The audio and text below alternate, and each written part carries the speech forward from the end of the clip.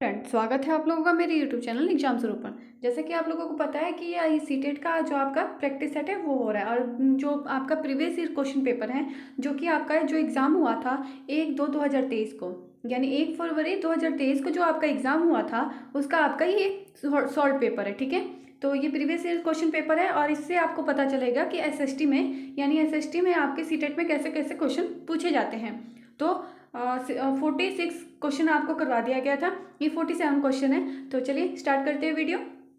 देखिए क्वेश्चन लिखा है 47 क्वेश्चन जो है हमारा लिखा है, एक सामाजिक विज्ञान की शिक्षिका अपने विद्यार्थियों से उनके अपने क्षेत्र से स्वास्थ्य सुविधाओं की दशा पर जांच करवाना चाहती है। निम्नलिखित में से उनकी पाठ्य योजना में क्या स्थान पा सकता है, यानी जो उनकी पाठ्य योजना है उसमें कौन सा स्थान हो सकता है। तो देखिए पहला दिया है आपका स्थानीय स्वास्थ्य केंद्र में भ्रमण का आयोजन, दूसरा दिया है आपका सरकार को गरीबों को स्वास्थ्य सेवाएं क्यों उपलब्ध करवानी चाहिए इस पर चर्चा का आयोजन, उसके बाद है आपका तीसरा जो कथन है वो दिया है पूरे विश्व में बच्चों में पाए जाने वाले कुपोषण के आंकड़े दिखाना। ठीक है, अब इसमें से आपको ऑप्शन चूज करना है कि कौन सा ऑप्शन आपका सही होगा। ठीक है, तो देखिए पहला ऑप्शन दिया है आपको दोनों ए और बी दोनों, और दूसरा क्वेश्चन है आपका दोनों बी और सी, तीसरा है आपका ए और बी, ए और सी दोनों, और डी ऑप्शन है आपका ए बी और सी तीनों। ठीक है, तो राइट आंसर आपका क्या होगा, राइट आंसर आपका हो जाएगा ए और बी दोनों। ठीक है, यानी जो ए है आपका स्थानीय स्वास्थ्य केंद्र में भ्रमण का आयोजन करना चाहिए, और दूसरा है आपका सरकार को गरीबों को स्वास्थ्य सेवाएं क्यों उपलब्ध करानी चाहिए इस पर चर्चा का आयोजन करना चाहिए। ठीक है,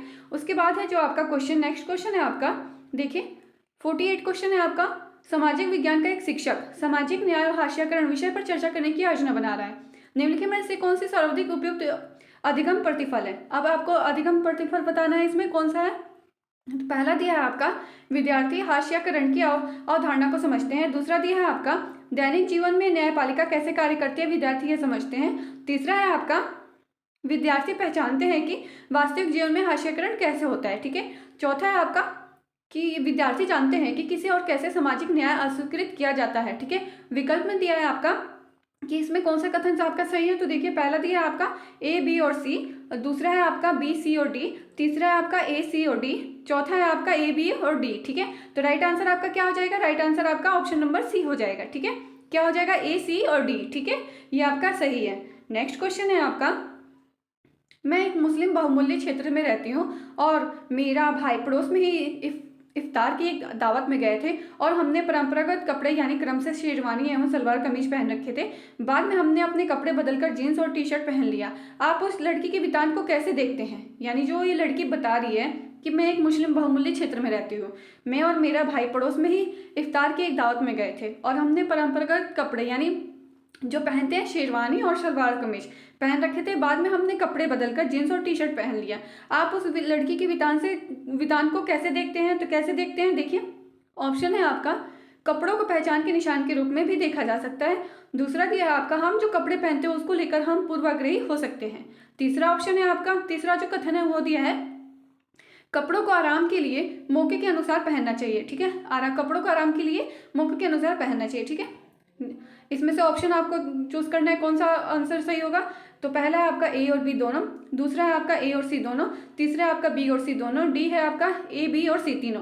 तो राइट आंसर आपका हो जाएगा ऑप्शन नंबर बी, ए और सी दोनों। ठीक है, देखिए पहला जो है ए क्या है आपका कपड़ों को पहचान के निशान के रूप में भी देखा जा सकता है, और तीसरा है आपका कि कपड़ों को आराम के लिए मौके के अनुसार पहनना चाहिए। ठीक है, किसके अनुसार पहनना चाहिए, मौके के अनुसार पहनना चाहिए। ठीक है, उसके बाद क्वेश्चन है आपका निम्नलिखित में से किस प्रश्नों से छात्रों के आलोचनात्मक विवेचन को प्रोत्साहन मिलता है, उपयुक्त विकल्प चुने।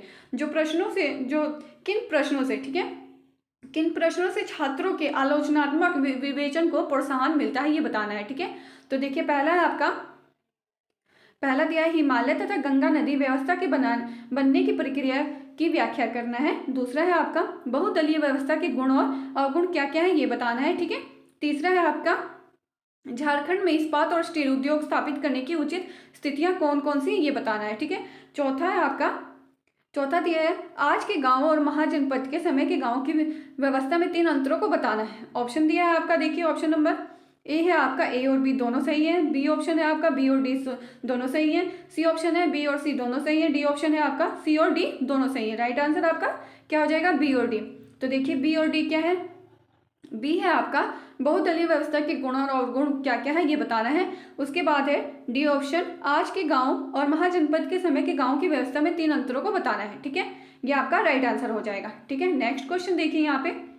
नेक्स्ट क्वेश्चन है आपका, निम्नलिखित कथनों ए और आर को पढ़िए तथा सही विकल्प का चयन करना है। ठीक है, सही विकल्प का चयन करना है। तो अभी कथन हमें दिया गया है यहाँ पे देखिए, ब्रांडिंग का अर्थ है कि किसी उत्पाद पर किसी विशेष नाम का या चिन्ह की मोहर लगाना ताकि एक उत्पाद को बाजार में प्रचलित अन्य उत्पादों से अलग किया जा सके। ठीक है, ब्रांडिंग का मतलब क्या होता है? ब्रांडिंग का अर्थ है किसी उत्पाद पर किसी विशेष नाम या चिन्ह की मोहर लगाना ताकि एक उत्पाद को बाजार में प्रचलित अन्य उत्पादों से अलग यानी भिन्न दिखाया जा सके। रीजन दिया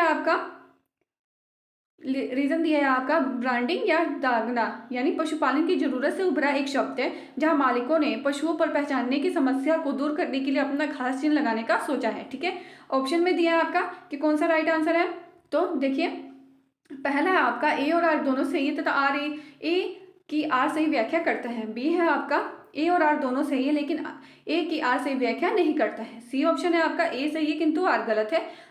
और उसके बाद है नेक्स्ट डी है आपका ए और आर दोनों गलत है। तो राइट आंसर आपका क्या हो जाएगा? राइट आंसर आपका हो जाएगा ए, यानी ए और आर दोनों सही है तथा ए की आर सही व्याख्या करता है। ठीक है, उसके बाद नेक्स्ट क्वेश्चन है आपका 52।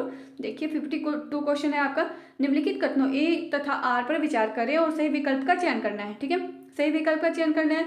तो कथन दिया है आपका, कथन है आपका, देखिए कथन है आपका, सामाजिक विज्ञान सामग्रियों के विकास का विकेंद्रीकरण करने की जरूरत है जहां शिक्षक, विद्यार्थी और समुदाय के सदस्य अपनी वास्तविकता की प्रस्तुति करें। ठीक है, और कारण दिया है आपका, देखिए कारण है विकेंद्रीकरण विभिन्न क्षेत्रों और सामाजिक समूहों से आए विद्यार्थियों को जिन सामाजिक विज्ञान पाठ्यचर्या सामग्रियों के साथ वे काम करते हैं उनके साथ जोड़कर देखने में सबल बनाता है। ठीक है, ऑप्शन दिया है आपका कि कौन सा ऑप्शन इसमें सही है। तो ए ऑप्शन है आपका, ए और आर दोनों सही है, ए की आर सही व्याख्या करता है। बी ऑप्शन है आपका, ए और आर दोनों सही है लेकिन ए की आर सही व्याख्या नहीं करता है। ठीक है, नेक्स्ट है आपका सी है आपका, ए सही है किंतु आर गलत है। डी ऑप्शन है आपका, ए और आर दोनों गलत है। तो राइट आंसर क्या हो जाएगा? राइट आंसर आपका ए हो जाएगा। क्या?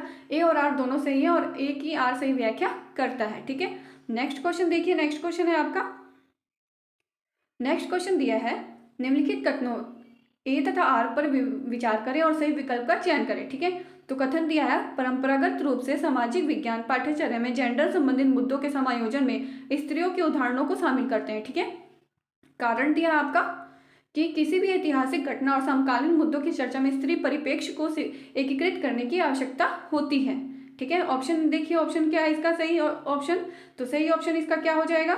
देखिए सही ऑप्शन आपका क्या हो जाएगा यहाँ पे ये बताना है। तो ए ऑप्शन दिया है आपका, ए और आर दोनों सही है। बी ऑप्शन है आपका, ए और आर दोनों गलत है। सी ऑप्शन है आपका, ए सही है लेकिन आर गलत है। डी ऑप्शन है, ए गलत है लेकिन आर सही है। तो राइट आंसर इसका क्या हो जाएगा? राइट आंसर आपका हो जाएगा ऑप्शन नंबर ए, यानी ए और आर दोनों सही है। ठीक है, नेक्स्ट क्वेश्चन है आपका, इनमें से कौन द्वितीयक स्रोत का उदाहरण है? जो द्वितीयक स्रोत होते हैं, ठीक है, उसके उदाहरण कौन कौन से हैं? पहला है आपका विद्वानों की पत्रिकाएं, दूसरा है आपका आत्मकथाएं, तीसरा है डायरी, चौथा है आपका तस्वीरें। ऑप्शन दिया है आपको, ऑप्शन दिया है आपका, देखिए ए दिया है, केवल ए ऑप्शन सही है। ठीक है, बी है आपका, ए और बी दोनों सही है। सी ऑप्शन है, ए बी और सी तीनों सही है। डी है आपका बी और डी दोनों सही है। तो आंसर क्या होगा? केवल ए सही है, यानी ए क्या है? विद्वानों की पत्रिकाएं। ठीक है, ये विद्वानों की पत्रिकाएं जो है वो राइट आंसर हो जाएगा। ठीक है, उसके बाद नेक्स्ट क्वेश्चन है आपका, यहाँ पे देखिए थोड़ा सा एक्सप्लेन करते हैं कि प्राथमिक स्रोत में क्या क्या आता है। तो देखिए उदाहरण के लिए जो प्राथमिक स्रोत में आते हैं, सिक्के, नदियाँ, किले, भारत का संविधान, रविंद्रनाथ टैगोर की एक पेंटिंग, जेम्स मिल का ब्रिटिश भारत का इतिहास, ये वे स्रोत है जब घटना हुई थी। ठीक है, द्वितीयक स्रोत क्या है? तो देखिए ये वे स्रोत हैं जो कुछ विश्लेषण के बाद प्राथमिक स्रोत से प्राप्त होते हैं। उदाहरण के लिए जैसे आत्मकथाएं, शोध प्रबंधक और सूचकांक। ठीक है, ये आपका द्वितीयक हो जाएगा और ये आपका क्या हो जाएगा? प्राथमिक। ठीक है, नेक्स्ट क्वेश्चन है, माध्यमिक यानी मिडिल स्तर पर स्वतंत्रता संग्राम के ऊपर एक परियोजना करने के लिए निम्नलिखित में से कौन सा न्यूनतम रूप से अनिवार्य हो सकता है? जो स्वतंत्रता संग्राम के ऊपर जो परियोजना है उसके लिए आपको बताना है न्यूनतम रूप से क्या अनिवार्य हो सकता है। ठीक है, तो पहला दिया है आपका चित्र। ठीक है, दूसरा है आपका स्वतंत्रता सेनानियों के महत्वपूर्ण उदाहरण, तीसरा है आपका वो स्रोत जिनसे सूचना इकट्ठी की गई हो, चौथा है आपका प्रश्नावली पर आधारित आंकड़ों का संग्रहण।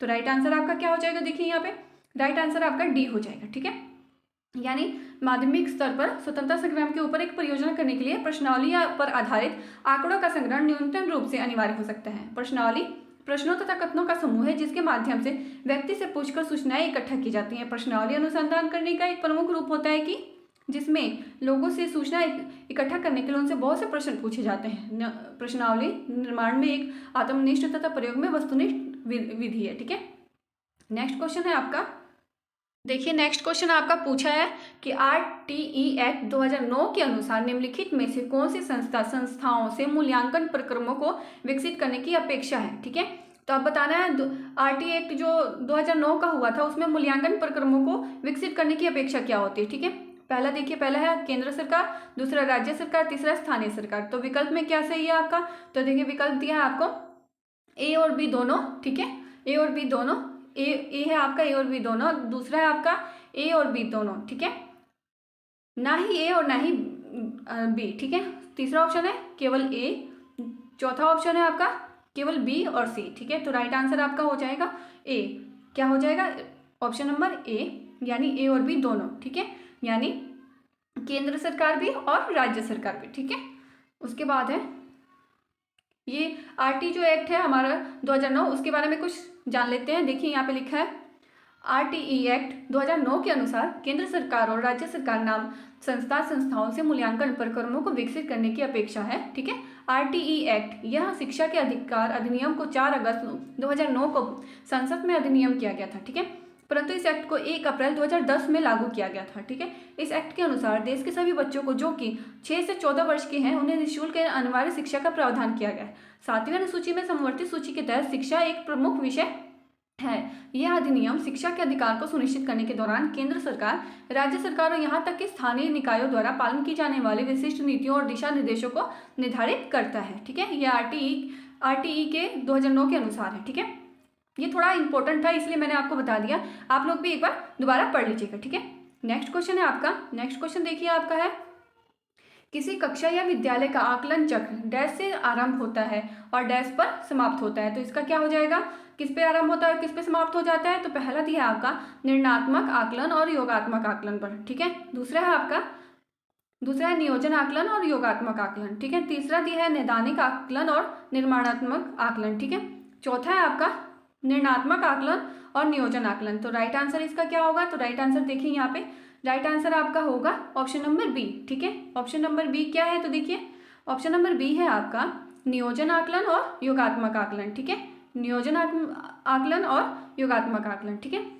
यानी इसको सेंटेंस को कैसे पूरा करेंगे, किसी कक्षा या विद्यालय का आकलन चक्र नियोजन आकलन से प्रारंभ होता है और योगात्मक आकलन पर समाप्त होता है। ठीक है, उसके बाद नेक्स्ट क्वेश्चन है आपका विद्यालयों के कार्यों के स्वउद्देश्य संग्रहण को डैश माना जाता है, क्या माना जाता है। तो देखिए पहला दिया है आपका रिपोर्ट कार्ड, दूसरा है पोर्टफोलियो। ठीक है, तीसरा है नियत कार्य यानी असाइनमेंट, चौथा है आपका रूब्रिक यानी रूब्रिक। तो राइट आंसर इसका क्या होगा, पोर्टफोलियो। ठीक है, पोर्टफोलियो होगा। ठीक है, अब देखिए पोर्टफोलियो क्या होता है, तो देखिए पोर्टफोलियो विद्यालय के कार्यों के स्वउद्देश्य संग्रहण को पोर्टफोलियो माना जाता है। पोर्टफोलियो छात्रों के कार्यों का एक संग्रह है। एक पोर्टफोलियो में कक्षा का कार्य, कलात्मक भाग, चित्र तथा कई अन्य मीडिया शामिल हो सकते हैं। यह एक समय अवधि में छात्र के अधिगम और प्रदर्शन में प्रगति को दर्शाता है। पोर्टफोलियो में प्रत्येक भाग चुना जाता है क्योंकि यह आपने जो सीखा है उसका एक प्रमाणिक निरूपण है और यह अपने वर्तमान ज्ञान और कौशल को प्रदर्शित करने के लिए किया जाता है। पोर्टफोलियो एक कहानी की पुस्तक है जो एक छात्र के अधिगम प्रगति को वर्णित करती है। जैसे जैसे वे प्रत्येक वर्ष में आगे बढ़ते हैं, इस प्रकार सत्र के अंत के बाद प्रयोगशाला कार्य के लिए पोर्टफोलियो आकलन तकनीकी का प्रयोग किया जाता है। ठीक है, नेक्स्ट क्वेश्चन है आपका सामाजिक विज्ञान की एक शिक्षिका यह मूल्यांकित करना चाहती है कि क्या विद्यार्थियों ने जनसंख्या पिरामिड के संप्रत्य को समझ लिया है या नहीं। निम्न में से क्या सहायक हो सकता है, तो क्या सहायक हो सकता है, तो पहला देखिए वे जनसंख्या पिरामिड को पढ़ सकते हैं और उसकी व्याख्या कर सकते हैं। दूसरा दिया आपका दिए गए आंकड़ों के आधार पर जनसंख्या पिरामिड बना सकते हैं। तीसरा है आपका पिरामिड की सहायता से वे रोजगार में लगे लोगों के बारे में अनुमान लगा सकते हैं। चौथा दिया है आपका चौथा नहीं दिया आपका, देखिए यहाँ पे राइट आंसर क्या होगा, 3 दिए हैं। तो पहला ऑप्शन है आपका केवल ए और बी, दूसरा ऑप्शन है आपका बी और सी, तीसरा ऑप्शन है ए और सी, चौथा ऑप्शन है आपका ए, बी और सी। तो राइट आंसर आपका क्या हो जाएगा, केवल ए और बी, ठीक है। ए और बी इसका राइट आंसर हो जाएगा, ठीक है। उसके बाद नेक्स्ट क्वेश्चन है आपका, निम्नलिखित में से कौन सा प्रश्न अधिगमकर्ताओं के विश्लेषण करने के कौशल को आंकते हैं। यानी जो ऐसा कौन सा अधिगम है जो विश्लेषण करने के कौशल को आंकते हैं, ठीक है। तो कौन सा है, तो देखिए पहला आपका कथन है, पहला दिया है, अगर हिमालय की सभी हिम नदी पिघल जाए तो भारत में मानव जीवन पर इसके क्या प्रभाव पड़ेंगे, ठीक है। दूसरा दिया है, हम उपभोक्ता न्यायालय में कैसे केस दाखिल करेंगे। तीसरा दिया है आपका, वित्त आयोग क्या है, राज्य वित्त आयोग के मुख्य कामों का वर्णन कीजिए, ठीक है। चौथा दिया है आपका, भारत में राष्ट्रीय एकीकरण क्यों आवश्यक है। और विकल्प में दिया है आपका कि इसमें से क्या सही है। तो इसमें से क्या सही है, देखिए पहला ऑप्शन दिया है आपका ए और बी, बी और सी। दूसरा ऑप्शन है आपका बी, सी और डी। तीसरा ऑप्शन है आपका ए और बी, ठीक है। तो चौथा ऑप्शन है आपका ए और डी। तो राइट आंसर क्या हो जाएगा, राइट आंसर आपका ए और डी हो जाएगा, ठीक है। ये आपका राइट आंसर हो जाएगा, ठीक है। यहाँ पे आपका ये 60 क्वेश्चन आपके कंप्लीट हो चुके हैं, ठीक है। एसएसटी के 60 क्वेश्चन कंप्लीट हो चुके हैं। कल आपको नेक्स्ट पार्ट में अगले जो प्रीवियस ईयर क्वेश्चन पेपर है वो करवाए जाएंगे, ठीक है।